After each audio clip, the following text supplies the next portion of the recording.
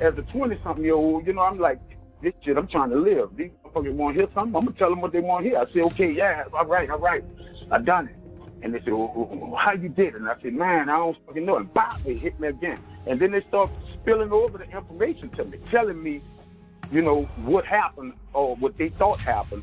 And, for me to repeat the shit. So they said, you did it like this, huh? And I just repeated what the fuck they said. They just pinned me to the fucking murder.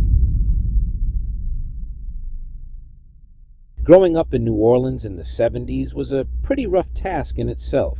That was the kind of life baby Mystikal had to face after losing his dad when he was just 7 years old. But lucky for him, he had his mom and his older sister Michelle to keep him in check.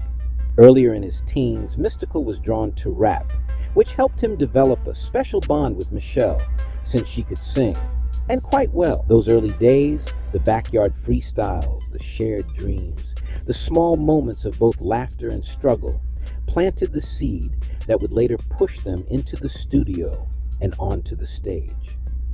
After enlisting in the Army in 1988, right after high school, Mystikal thought he was locking in a career, but the military life wasn't for him.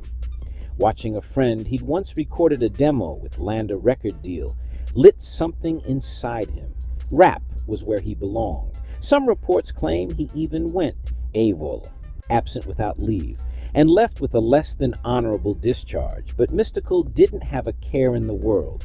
What mattered was he was free and he was hungry. Back in New Orleans, he worked odd jobs to get by, even pulling shifts as a shopping center security guard, while chasing every chance he could to rap.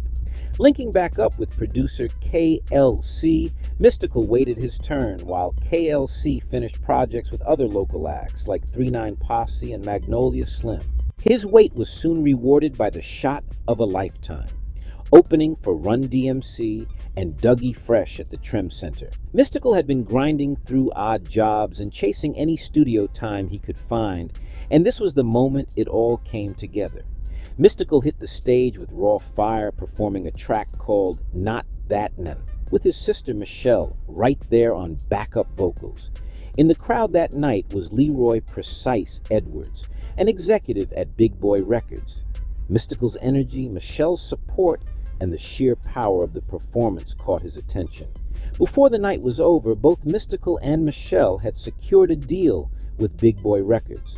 By June 14, 1994, Mystikal had dropped his debut album, Mystikal.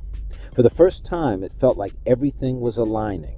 A local kid turned soldier, turned rapper, now making real noise, with his sister by his side. But just 3 months later, the celebration turned to devastation. On September 22nd, Mystikal's 24th birthday, his world collapsed. He walked into his home to find Michelle brutally murdered and strangled and stabbed in her room. The image that seared into his mind was unbearable. She was wearing a promotional t-shirt for Not That Now, the very song they'd performed together when it seemed like their careers were about to take off. Mystikal later admitted from that day forward he never feared death again. The murder investigation moved quickly. Police arrested Damion Neville, Michelle's boyfriend at the time, and a descendant of New Orleans' legendary Neville family. Reports circulated that Neville had confessed to the crime. Prosecutors charged him with Michelle's murder, and for a moment it seemed like the case would move toward closure. But months later, things shifted. Neville recanted his confession, saying it was coerced by police. In court, the case against him fell apart. Evidence was thin, the supposed confession was tainted, and Neville was acquitted. Just like that, the man once accused of Michelle's murder walked free. For Mystikal, that acquittal felt like salt on an open wound. In interviews years later, he admitted that after Michelle's death, he flipped a switch inside himself. Rage consumed him. At one point, he even thought about taking matters into his own hands. But his mother saw through his anger and warned him. Revenge wouldn't bring Michelle back. That intervention may have stopped Mystikal from making a decision that would have ended his career and his life. Still, the pain never left him. He poured it into music. Tracks like Dedicated to Michelle Tyler, Murder, Murder 2, Shine, and Murder 3 are all expressions of that grief. The murder of Michelle wasn't just a private tragedy, it became one of the driving forces behind Mystikal's entire career. For years, the only public story came from a Mystikal side. But in 2020, Damion Neville broke his silence in an interview on the Murder Master music show. According to him, police beat him and forced him into a false confession back in 1994. He said he wasn't even at the crime scene when Michelle was killed, that he had witnesses who could place him somewhere else entirely. He described the investigation as corrupt and sloppy, claiming detectives needed a suspect and pinned it on him because of his relationship with Michelle. This version of events directly clashed with Mystikal's belief. Mystikal has said repeatedly that he believes Neville killed his sister, but in time he found a way to forgive him. Forgiveness didn't mean agreement, but for Mystikal, it was the only way to move forward. Here's where the story grows more complicated. Police claimed Neville confessed, but Neville says that confession was beaten out of him. The trial ended in acquittal, meaning prosecutors failed to present enough evidence to convict. Forensic details about the murder have never been made fully public. There's no clear picture of what evidence tied Neville to the crime in the first place, outside of that disputed confession.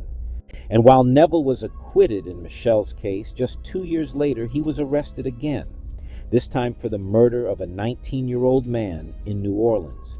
He said it was self-defense after a robbery attempt.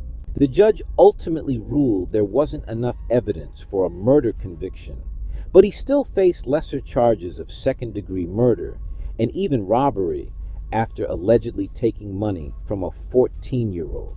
That history added fuel to Mystikal's conviction in his heart, that Neville was capable of killing his sister.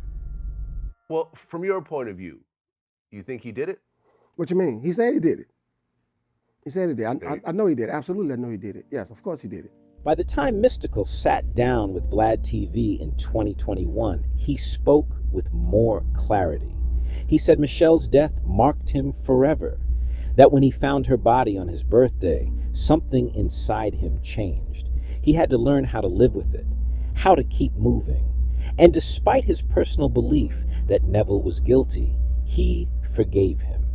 That forgiveness was not for Neville, but for himself, because without it, Mystikal admitted, he might not have survived the weight of that trauma. Michelle Tyler's murder remains one of the most haunting tragedies in hip-hop history.